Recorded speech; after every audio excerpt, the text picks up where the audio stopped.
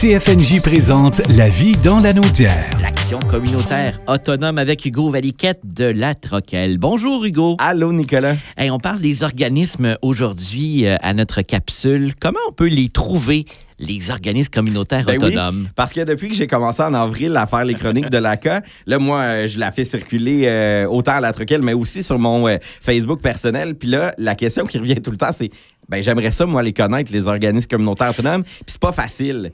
Mais pourtant... c'est pas si difficile. Ben non, ça m'a comme surpris cette question-là. Surtout si on va sur le site web de La Troquelle. Tout d'abord, aussi simple que ça. Troquelle.org, on clique sur la liste des membres et il y a tous les organismes qui sont membres. Puis bon, des fois, mettons que tu oublies troquelle.org.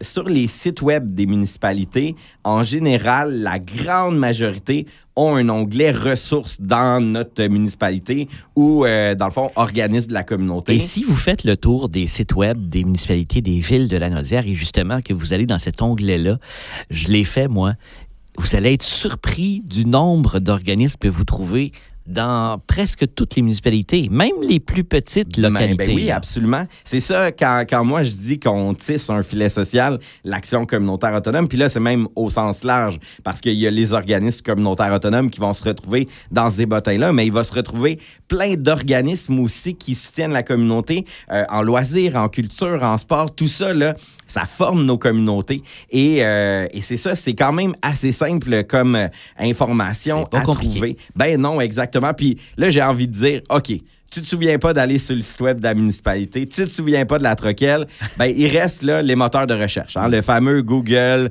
ou Bing. Et là, c'est super facile. Tu écris organisme communautaire autonome, tu écris ta municipalité, puis la thématique. Et assurément que tu vas trouver. Probablement, tu vas sûrement trouver le site de La Troquelle qui va apparaître, qui va t'amener encore vers la liste des membres. Ou sinon, tu vas tomber sur les sites web des organismes ou leur page Facebook.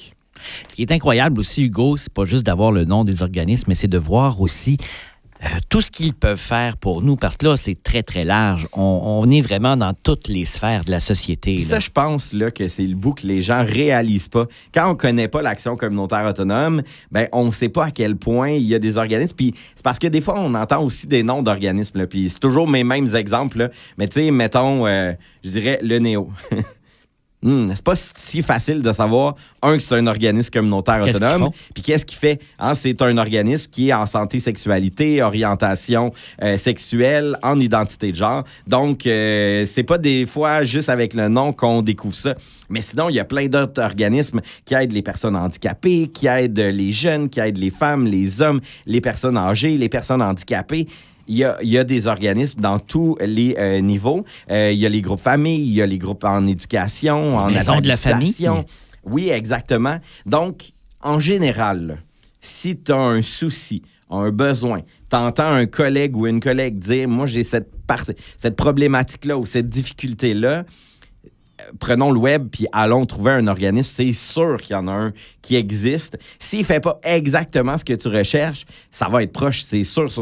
On a cette chance-là, puis j'en ai souvent parlé, on a une belle richesse avec les organismes communautaires autonomes. C'est unique au monde, ce déploiement-là, de la manière qu'on le fait. Puis ça m'amène aussi des fois à dire, souvent on me rappelle que si on n'a pas de besoin, on les connaît pas, les organismes communautaires autonomes. Puis là, je me donne le défi là, de vous donner le goût avec les chroniques à chaque semaine. Des découvrir. Oui, des découvrir. Puis de se dire, peut-être, on inverse la chose. Autant les organismes sont là quand on a besoin, mais les personnes, là, vous avez des expertises, vous avez des connaissances.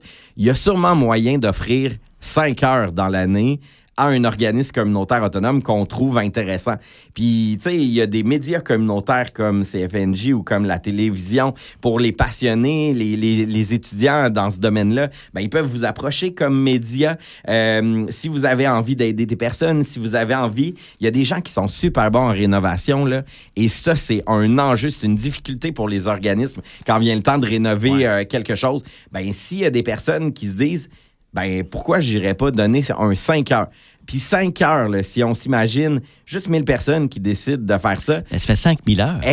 Ça serait incroyable. Fait qu'il y a comme cette idée-là, oui, les organismes sont là pour répondre aux besoins, mais la communauté peut soutenir les organismes aussi. Puis je pense qu'il y a quelque chose de très intéressant dans cette relation-là qui peut se développer. Puis moi, je vous invite, là, je le sais que des fois, il y a eu des préjugés sur les organismes communautaires, mais aujourd'hui, en 2025, nos organismes, là, ils sont incroyables. Puis dans la réalisation... Est-ce qu'on peut le dire, sont ça à coche?